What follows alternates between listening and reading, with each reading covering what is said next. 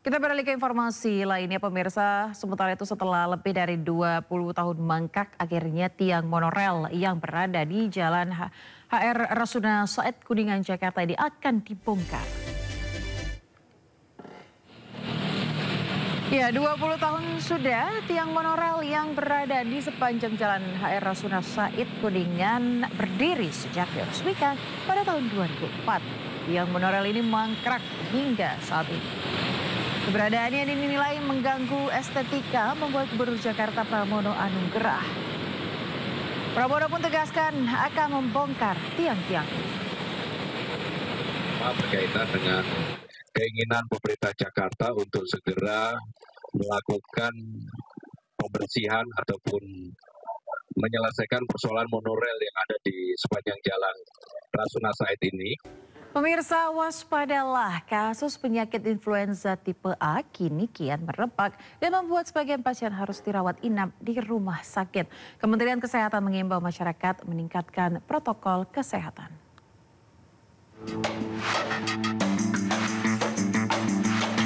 Kasus penyakit influenza tipe A kini kian meluas, terutama di Jakarta.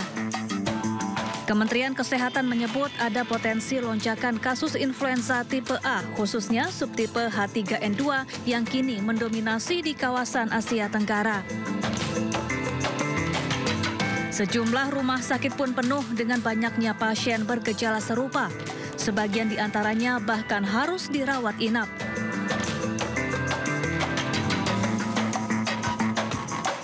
Adapun gejala influenza antara lain demam, batuk, pilek, sakit kepala, nyeri otot dan sendi hingga muntah-muntah.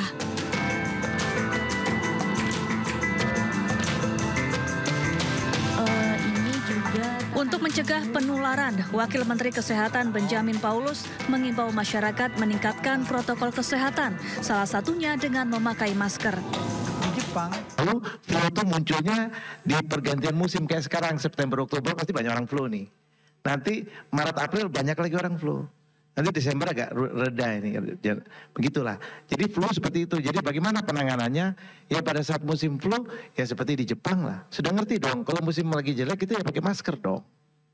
Itu satu-satunya pengaman kita pakai masker. Jadi ingat, flu itu selalu menyerang sama orang yang rentan, yang daya tahan tubuhnya rendah. Jadi setiap orang sakit itu terjadi karena dia kalah perang. Sementara itu, Ketua DPR Puan Maharani meminta lonjakan kasus influenza segera ditangani serius agar tidak membebani fasilitas kesehatan dan mengancam keselamatan masyarakat luas.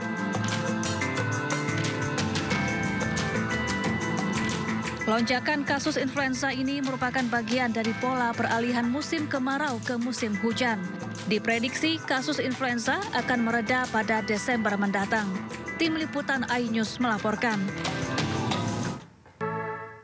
Dinilai efektif dalam menindak pelanggaran lalu lintas di Jalan Raya, Korlantas Polri akan menambah 1.000 kamera etle di Jawa Timur pada 2026 mendatang.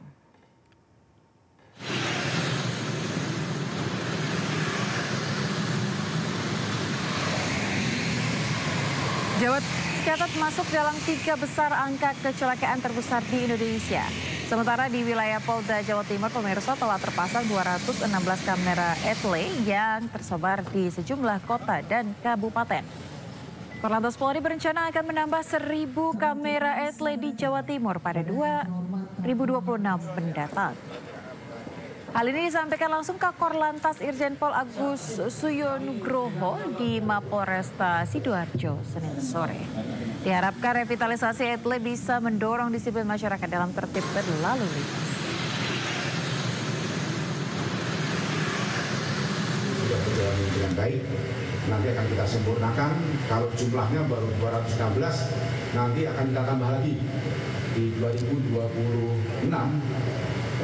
Minimal nanti ada 1.000, sehingga harapan kami dengan adanya etle, penegakan hukum dengan lompatan digital ini tentunya akan mengurangi peristiwa kecelakaan. Jadi masyarakat akan disiplin pribadi, masyarakat akan tertib dengan sendiri-sendiri.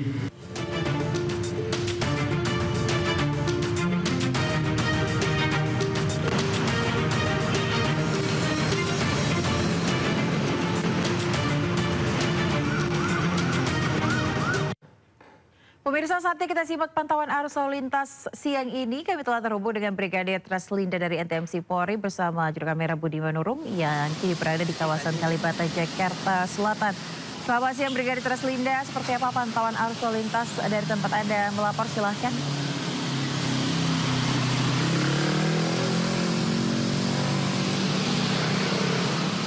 Ya baik, terima kasih Ayah Novos dan selamat siang pemirsa. Aktivitas kendaraan di kawasan Kalibata ini nampak dalam keadaan ramai dan lancar seperti yang Anda saksikan secara real time. Di mana arus lalu lintas yang akan berbelok arah ke arah Duren 3 saat ini mengalami antrian. Namun seperti yang Anda saksikan juga di mana antrian kendaraan roda 2 pada traffic light ini melewati garis stop ataupun pada zebra cross. Sehingga hal ini juga perlu jadi perhatian pengendara roda 2 bahwa pada zebra cross ini ada hak pejalan kaki. Untuk itu kami harapkan Anda dapat parkir di belakang garis stop seperti yang sudah ada marka yang ada untuk tidak dilanggar. Sehingga hal ini juga memberi hak bagi pejalan kaki. Kemudian memang sampai saat ini arus lalu lintas yang akan mengarah ke Pancoran cukup ramai. Baik itu pertemuan arus kendaraan dari Perdata maupun pertemuan arus kendaraan dari Duren 3 menjadi salah satu faktor penyebab perlambatan kecepatan kendaraan ke arah Pancoran. Tentunya kami harapkan Anda bersabar dalam menunggu antrian kendaraan, jaga batas kecepatan dan juga jaga jarak aman kendaraan Anda. Sementara untuk kendaraan yang akan mengarah ke Pasar Minggu sampai siang ini dalam keadaan ramai dan lancar, perlambatan kecepatan kendaraan ini hanya terjadi di antrian traffic light. Selepas traffic light, kendaraan dapat melaju dengan kecepatan normal.